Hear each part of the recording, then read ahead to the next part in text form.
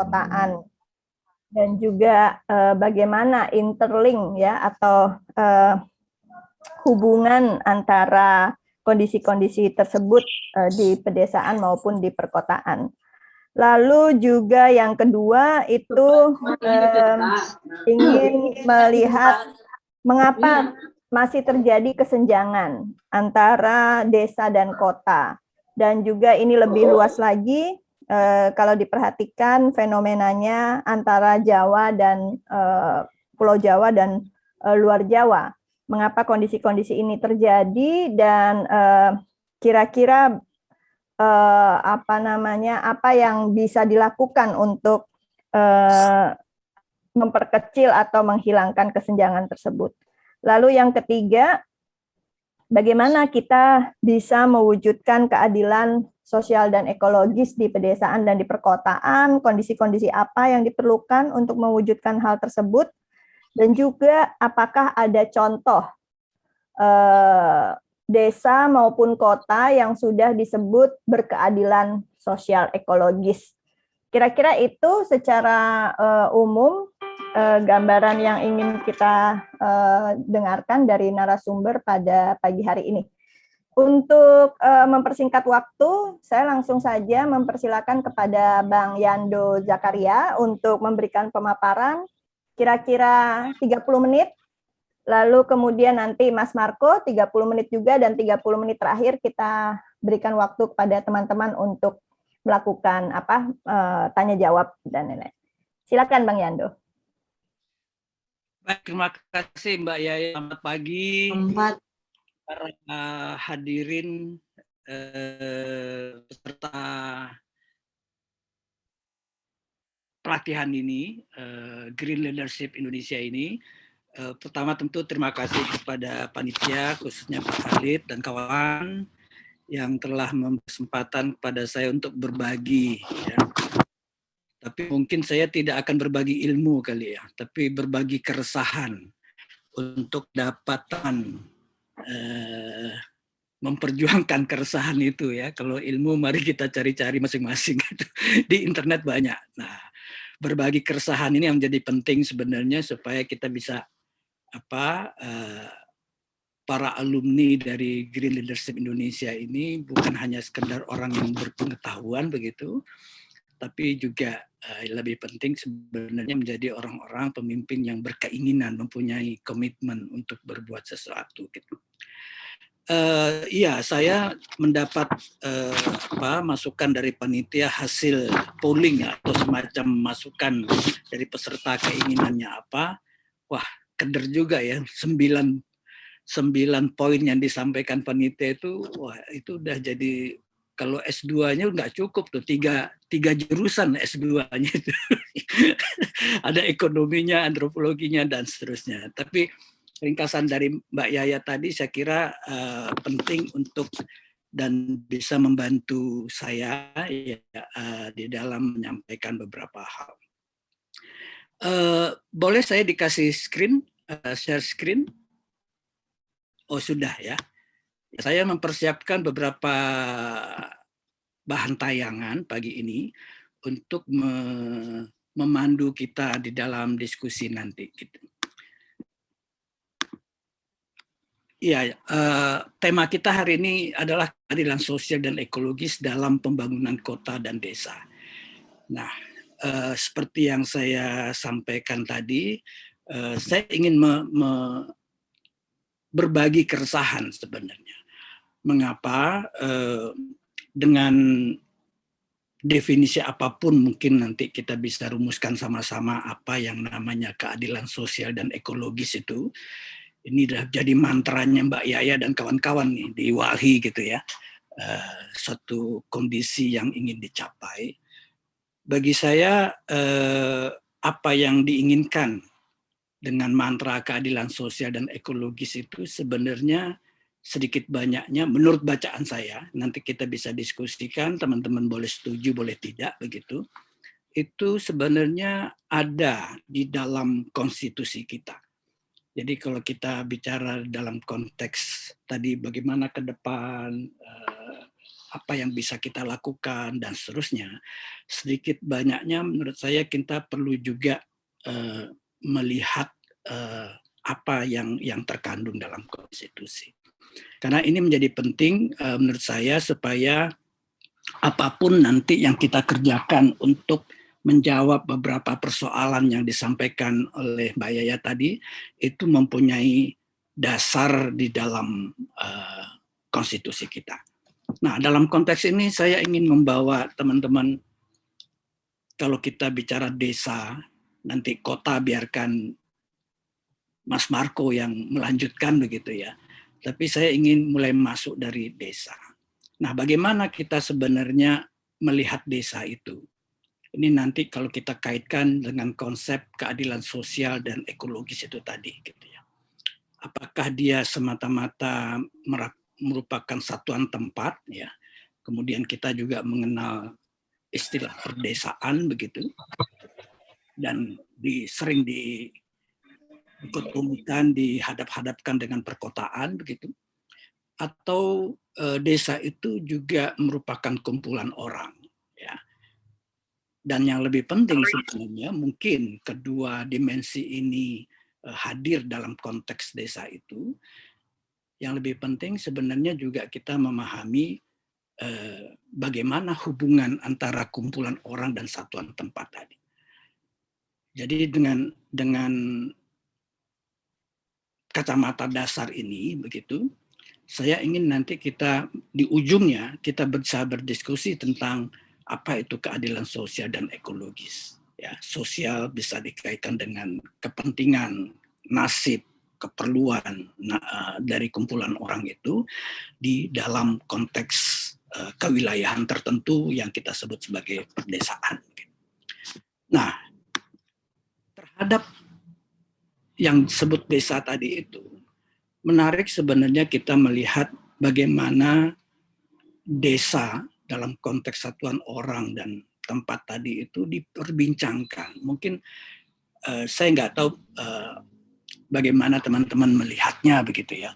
Tapi bagi saya ini suatu yang istimewa ya. Karena ternyata kalau kita dalami diskusi bagaimana konstitusi ini dibangun, di mana dalam konstitusi itu dirancang hubungan-hubungan ketatanegaraan, kita bisa melihat bahwa desa itu mempunyai posisi tertentu, gitu. Ya, menjadi suatu diskusi yang kemudian memakan waktu cukup panjang dalam perdebatannya, dan kemudian dia menjadi unsur yang terpenting dalam ketatanegaraan kita. Mungkin tapi ada yang begitu besar dari para founding fathers kita, founding mothers kita, melihat desa itu sebenarnya adalah DNA dari yang namanya negara bangsa ini ke depan. Nah, dalam konteks itulah sebenarnya kita bisa memahami dan kemudian menemukan ada amanat di dalam konstitusi kita tentang desa ini. Ya, sebelum amandemen itu kita bisa menyaksikan hadirnya pasal 18 ya. Yang ini tentang, memang itu berada di dalam bab tentang pemerintahan daerah begitu. Nah, salah satu penjelasan dari pasal 18 ini, sebagaimana yang bisa kita lihat di dalam penjelasan di 2 Romawi ini, jelas sekali dinyatakan bahwa antara lain ya, dalam teritori Indonesia terdapat lebih kurang 250 Zelfbesturenlandskappen. Ini kurang lebih kalau diterjemahkan hari ini adalah pemerintah daerah. Suara saya bisa didengar, panitia? Bisa dok, bisa. Oke, terima kasih. Ya, jadi Zelfbesturenlandskappen itu pada masa itu kita kenal dengan istilah swapraja ya, daerah swapraja. Yang kalau kita masukkan dalam sistem ketatanegaraan sekarang itu yang disebut sebagai pemerintahan daerah gitu ya. yang terbagi sekarang ke dalam provinsi maupun ke dalam kabupaten gitu.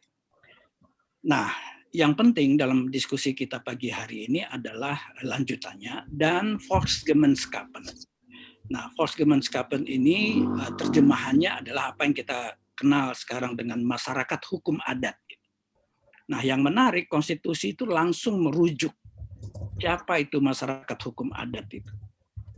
Disebutkan seperti desa di Jawa dan Bali, nagari di Minangkabau, dusun dan marga di Palembang dan sebagainya. Tentu kita bisa memperpanjang daftar nama desa itu yang ada di Nusantara ini, tapi intinya adalah suatu susunan masyarakat yang dengan kriteria-kriteria itu atau aspek-aspek tertentu itu dirumuskan sebagai masyarakat hukum adat atau yang disebut dengan desa di Jawa, di Bali, nagari di Minangkabau dan seterusnya.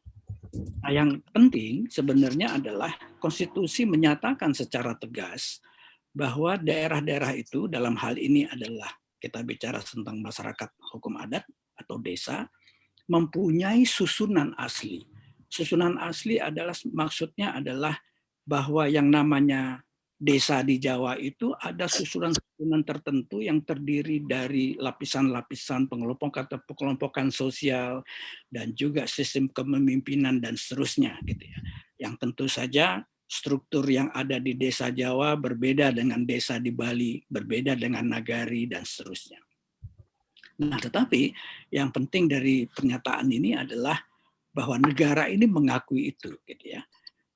Dan karena dia mempunyai susunan asli, karenanya dapat dianggap sebagai daerah yang bersifat istimewa, gitu ya. Nah, amanat berikutnya menyatakan negara Republik Indonesia menghormati kedudukan daerah-daerah istimewa tersebut dan segala peraturan negara yang mengenai daerah itu akan mengenai hak-hak asal usul. Ini 3 kata penting saya kira ya, yang mungkin kita perlu camkan begitu untuk kita istilahnya renungkan sekarang bagaimana situasinya hari ini. Susunan asli karena dia asli bersifat istimewa dan susunan asli itu memiliki hak asal usul.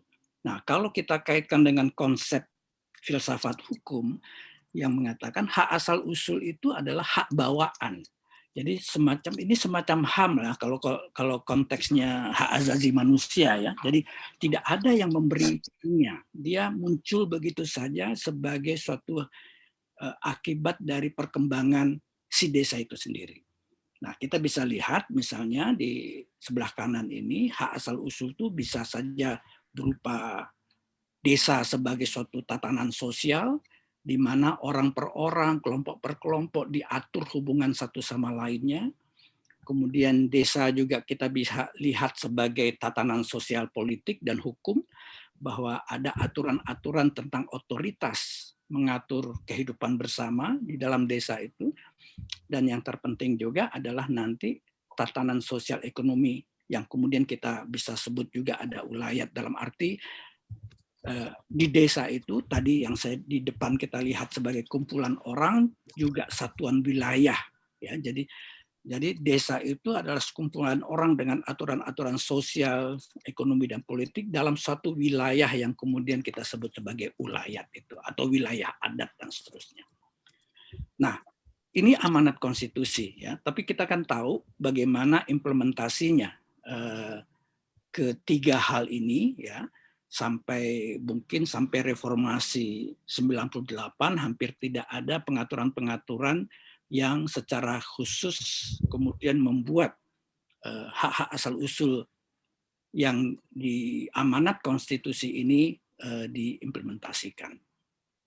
Salah satu persoalan yang muncul dalam kurang lebih 50 tahun atau 60 tahun perdebatan sejak konstitusi itu sampai tahun 2000 misalnya, itu adalah karena tidak jelasnya rumusan-rumusan yang ada dalam konstitusi ini. Maka dalam amandemen tahun 2000 yang lalu pasal 18 ini menjadi salah satu objek yang direvisi, yang kemudian ditegaskan ya. Jadi alih-alih amanat konstitusi ini diabaikan di dalam proses konstitusi amandemen, yang terjadi justru diperkuat ya.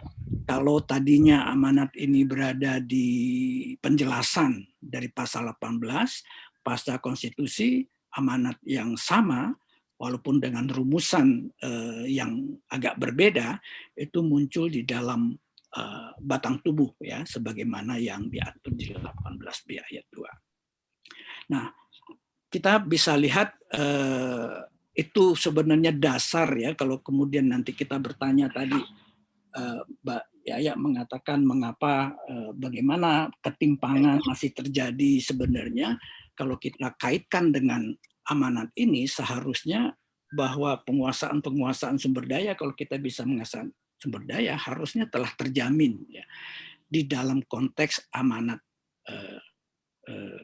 konstitusi ini. Misalnya kalau kita bicara bagaimana tradisi dan lain sebagainya itu dijamin di dalam konteks hak bawaan, di dalam hak-hak sosial budaya. Tapi apa yang terjadi misalnya? Kita tahu di sekitar tahun 50-an sampai 70-an misalnya, dan mungkin sampai hari ini juga belum selesai masalah soal agama asli misalnya. Gitu ya. Pada tahun 70-an sampai ya 60-70 terutama itu para penganut agama-agama tradisi seperti di Mentawai ataupun di Kalimantan itu diburu ya, karena kalau masih mengamalkan ajaran-ajarannya itu maka dianggap belum Pancasilais gitu ya, belum Indonesia dan seterusnya. Di politik juga begitu. Ada hak-hak politik yang sebenarnya dijamin oleh pasal 18 ini, tapi apa yang terjadi ya? Yang terjadi adalah pengingkaran itu. Misalnya struktur pemerintahan terendah di dalam tata negara kita, kemudian tahun 79 diperkenalkan Undang-Undang 579. Susunan asli ini diabaikan keberadaannya.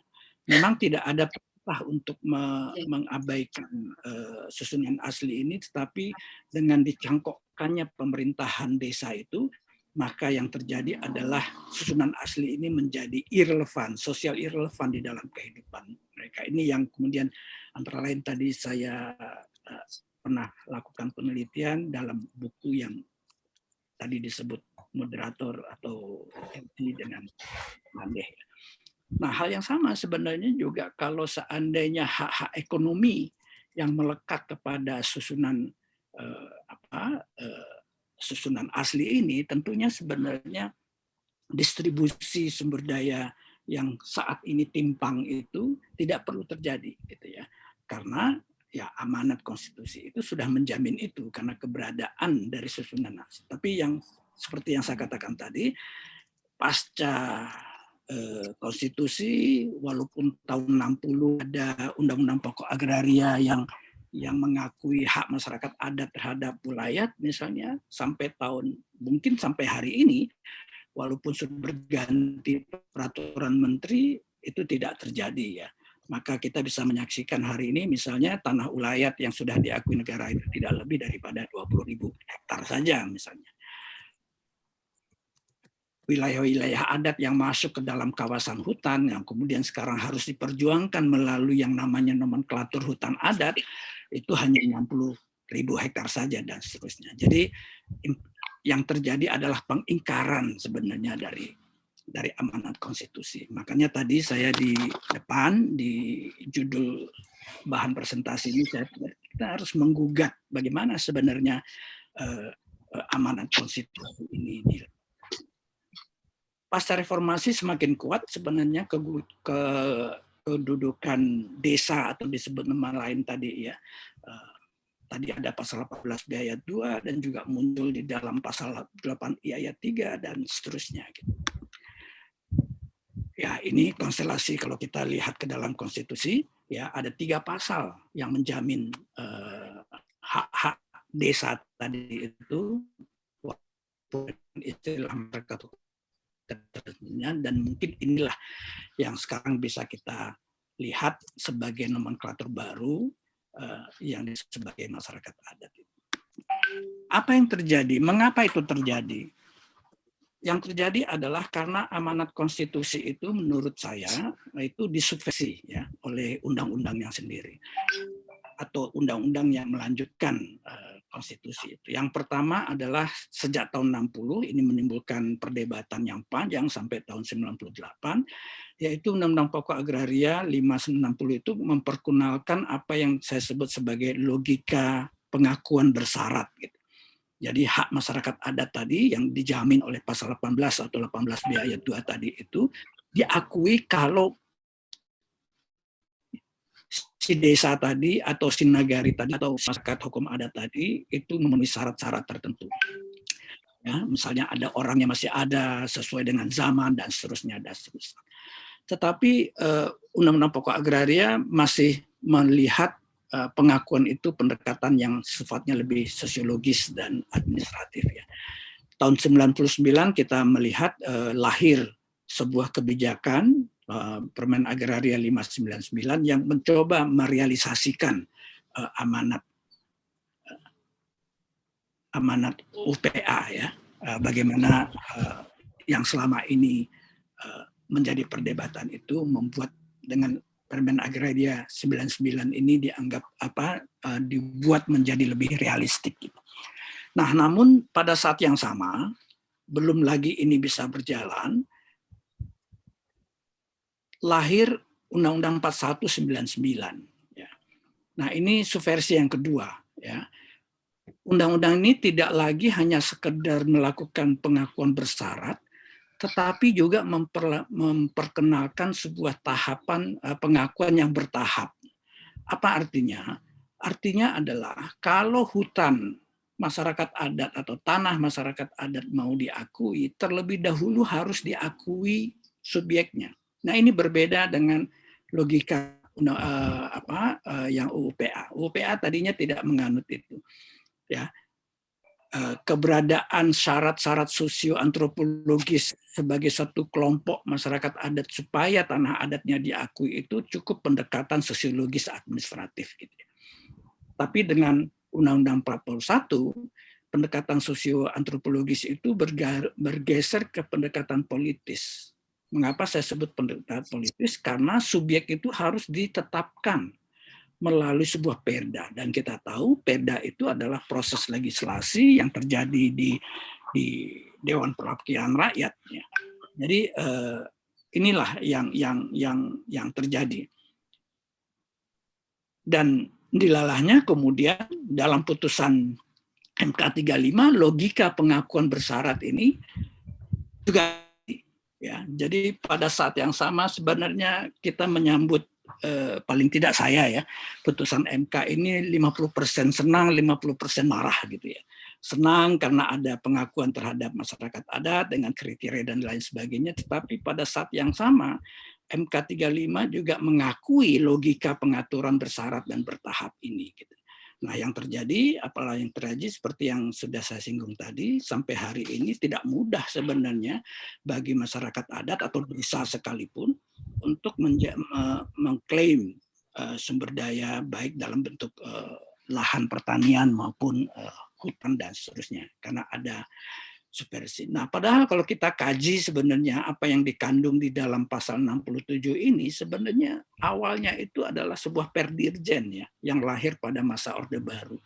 Jadi kita tahulah politik hukum pada masa Orde Baru itu memang bagaimana mengupayakan pembatasan penguasaan oleh masyarakat. Nah, sayangnya reformasi ternyata gerilya politik hukum yang tidak berpihak kepada masyarakat adat itu berhasil masuk ke dalam undang-undang dan terus bertahan sampai hari ini, dan cilakanya lagi tidak dicabut oleh undang-undang cilaka gitu ya, justru dipertahankan. Jadi sehingga pada hari ini kalau kita lihat ada beberapa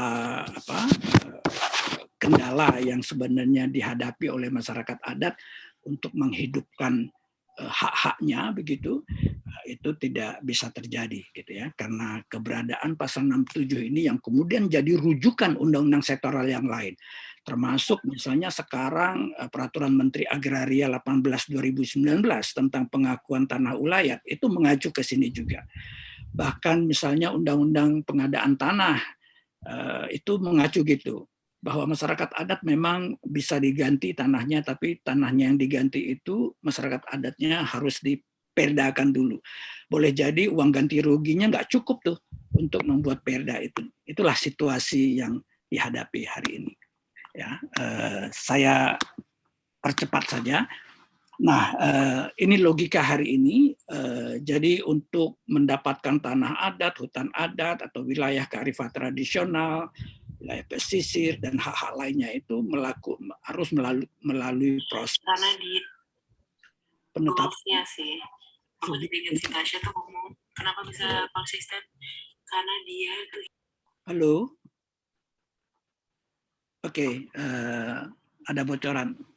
Spletteran tadi ya. Jadi penetapan dan kemudian ada juga baru ditetapkan kewenangan. Inilah akibatnya pada hari ini tadi saya katakan capaiannya minim sekali. Jadi kalau kita lihat sekarang tadi saya sebut misalnya ada beberapa peraturan menteri atau peraturan presiden yang muncul sebagai respon lahirnya MK35, ya kaya kebijakan, memang banyak kebijakan untuk bagaimana, tetapi yang terjadi adalah miskin perubahan karena seluruh kebijakan ini tidak mempunyai daya ubah yang signifikan karena perda itu bahkan SK Bupati sekalipun itu bukanlah suatu yang mudah di tingkat lapangan. Maka sebenarnya kita bisa menggugat ya keberadaan kebijakan sekarang. Apakah memang kita harus berorientasi pada de jure atau sebenarnya de facto secara sosioantropologis bisa dibuktikan sebenarnya itu cukup untuk sebagai syarat untuk mengklaim hak masyarakat. Jadi menurut saya keberadaan suatu desa dalam pengertian susunan masyarakat adat tadi itu harusnya tidak perlu dipertanyakan, diperdebatkan di level politik ya, seperti yang proses legislasi perda gitu ya. Tapi cukup sebenarnya dengan proses-proses de facto yang menyerahkan kewenangan verifikasi itu kepada ahlinya. Kalau orang sakit diserahkan ke dokter, soal hukum diserahkan ke sarjana hukum, mengapa soal-soal sosial tentang keberadaan sebuah susunan masyarakat itu tidak diserahkan kepada ilmuwan sosial juga, begitu ya. Sehingga kita tidak harus bersusah payah di sini untuk berdebat secara politik. Ya, ada beberapa logika. Nah, sebagai penutup saya ingin membawa forum ini untuk berdiskusi. Kalau kita memang ingin menciptakan yang namanya keadilan sosial ekologis tadi, yang tadi saya gambarkan secara sederhana, bagaimana desa atau susunan masyarakat adat itu terkandung di dalamnya prinsip-prinsip keadilan sosial dan ekologis dalam pengertian adanya hak untuk mengatur hidup diri sendiri di dalam konteks komunitasnya dan juga mengelola sumber-sumber kehidupan baik dalam bentuk lahan, tanah, hutan, dan air, karena di dalam sistem budaya susunan masyarakat adat tadi itu ada norma-norma pengetahuan bagaimana menciptakan kehidupan yang selaras dengan alam, dan juga seandainya hak-hak basis material si desa tadi itu direalisasikan, maka mungkin keseimbangan distribusi antara penguasaan lahan pada desa dan unit-unit usaha yang lain mungkin akan lebih berimbang. Nah, untuk itu saya kira ada 3 hal yang perlu diperbaiki untuk konteks kebijakan tadi, yaitu mengubah pendekatan politik tadi menjadi pendekatan sosial administratif saja, karena bagi saya sebagai seorang antropolog ya, susunan masyarakat adat itu clear ya di tingkat lapangan, by name, by address gitu. Tapi kalau orang yang tidak mengerti bagaimana melihat susunan masyarakat adat, ya tentu dia akan kehilangan arah di tingkat lapangan. Yang kedua, berorientasi subjek sekarang. Tadi saya sebutkan bahwa subjeknya harus ditetapkan dulu, kemudian baru hak-haknya diakui. Menurut saya ini juga harus berubah ya, karena pengakuan subjek itu tidak serta-merta langsung berhubungan dengan pengakuan objek. Mendesak, apalagi sekarang kalau kita mau lihat keberadaan masyarakat adat secara luas, susunan-susunan masyarakat adat yang bersifat publik yang mengatur kehidupan bersama itu semakin memudar, ya. Lebih banyak lagi sebenarnya susunan-susunan masyarakat adat yang hanya mengurus kehidupan privatnya dalam konteks keluarga luas dan lain sebagainya.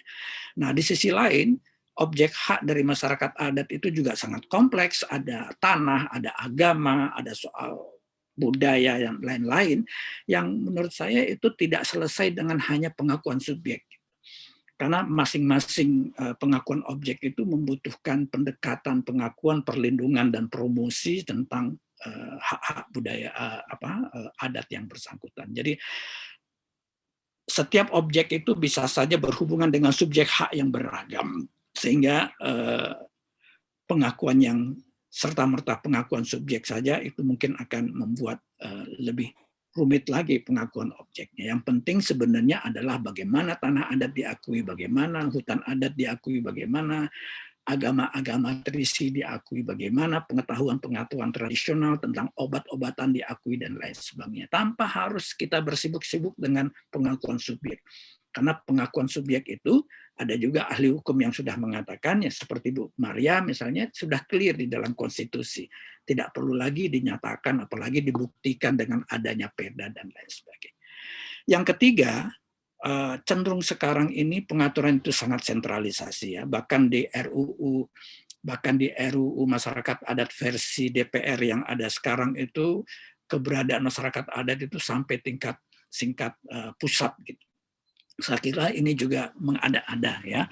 Dan faktanya hari ini kan pusat itu tidak punya kemampuan, ya, untuk melakukan tugasnya dalam proses pengakuan ini. Misalnya sampai hari ini kalau saya amati, KLHK itu nggak akan bisa lebih punya anggaran untuk menetapkan hutan adat itu 10-15 unit per tahun gitu.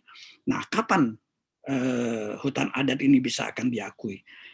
Ya, 60.000 yang baru berhasil ditetapkan oleh KLHK itu dalam 5 tahun terakhir, gitu, 60.000. Nah, kalau klaimnya aman saja sekarang ini ada 11 juta, itu berapa tahun? Itu baru aman, ya. Kita belum bicara masyarakat adat yang lain yang di luar aman, ya. Saya yakin itu hampir 50% wilayah Indonesia ini merupakan wilayah-wilayah adat yang memerlukan proses pengadministrasian yang lebih mudah. Nah, oleh sebab itu ke depan mungkin kita perlu berorientasi objek tadi, jadi bagaimana mengatur tanah, hutan, dan lain sebagainya. Dan yang lebih penting adalah bagaimana menerapkan prinsip desentralisasi atau bahkan perlu devolusi dalam konteks ini. Dengan inilah kemudian kita mungkin baru bisa menciptakan keadilan sosial dan ekologis yang berpihak kepada kepentingan desa dalam hal ini dan masyarakat adat dalam pengertian yang lebih luas. Itu dari saya, Mbak Yaya, sebagai pemantik diskusi. Nanti mungkin bisa kita perdalam. Mohon maaf kalau saya kelebihan waktunya. Terima kasih. Saya kembalikan ke Mbak Yaya. Terima kasih Bang Yando, waktunya.